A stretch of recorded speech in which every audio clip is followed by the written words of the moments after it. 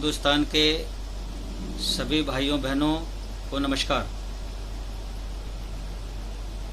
मेरे प्यारे भाइयों और बहनों, इस समय चाइना द्वारा गलवान घाटी में जो हमारी फिंगर्स पर कब्जा किया गया है, उसने हमारे साथ ये बहुत बड़ा विश्वासघात किया है। और ये विश्वासघात उसने आज पहली बार नहीं किया है, अब से पहले भी वह कई बार विश्वासघात कर चुका है।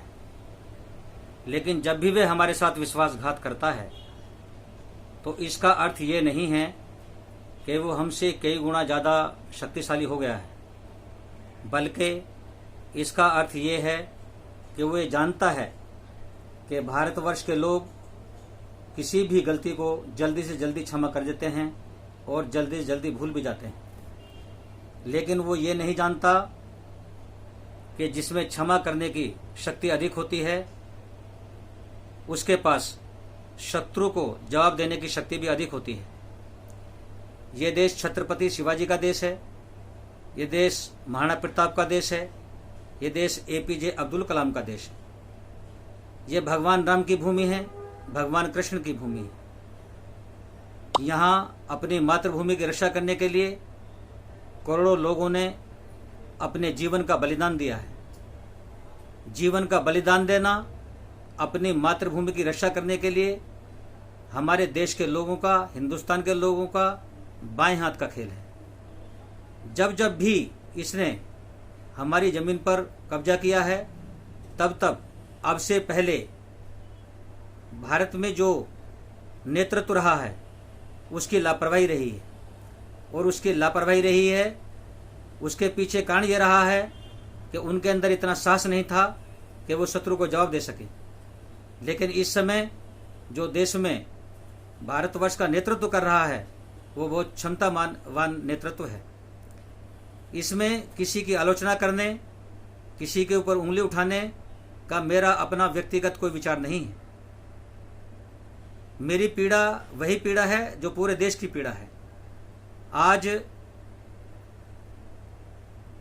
जो चाइना ने हमारे साथ झूठ बोलकर हमारी जमीन पर कब्जा किया है, हमें विश्वास में लेकर हमारे वीर सैनिकों पर रात्रि के 12 बजे अचानक से आक्रमण किया है, उसमें हमारे 20 जवानों ने शहादत दी है।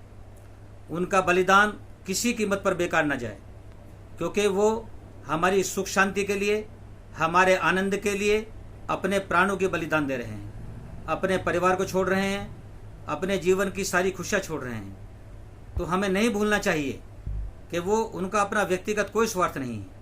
इसलिए हमें उनका मनोबल बढ़ाने के लिए पूरे देश को एक साथ खड़ा होना पड़ेगा।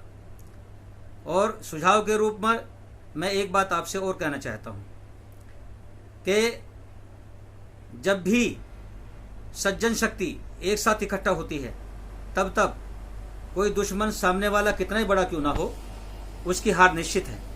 इसलिए हमें अब अपने देश की रक्षा के लिए एकता का परिचय देना होगा।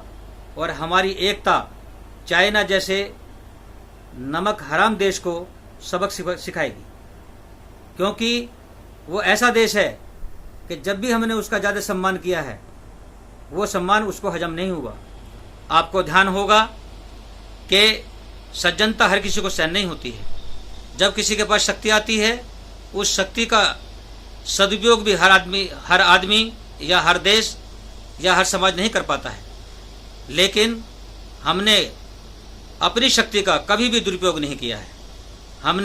हम तो पूरे विश्व को अपना परिवार समझते हैं, विश्व का कल्याण चाहते हैं। हमारी भारत की ये मूल संस्कृति है। इसलिए आओ हम सब एकत्र हों और चाइना के बने हुए उत्पादों का बहिष्कार करें। और ऐसा बहिष्कार करें ताकि चाइना की गली, हर मोहल्ले, हर व्यक्ति तक ये संदेश जाए कि भारत माँ का एक एक नागरिक अब जागरूक हो चुका है और अब तुम्हारे विश्वासघात में वो कभी नहीं फंसेगा। और रही बात आमने सामने की लड़ाई की, तो हमारे जवान इतने बहादुर हैं कि एक एक जवान कम से कम 20 से 25 चाइनीज सैनिकों के प्राण ले सकता है। इसलिए हमें सीमाओं की रक्षा करने के लिए सीमा पर जाने की जरूरत नहीं है। हम अपने घर से बैठकर अपनी सेना का मनोबल बढ़ाकर चाइना को हरा सकते हैं। मैं इतना निवेदन करते हुए और आप पर पूरा विश्वास करते हुए अपनी वाणी को विराम देता हूं। आपको बार बार प्रणाम।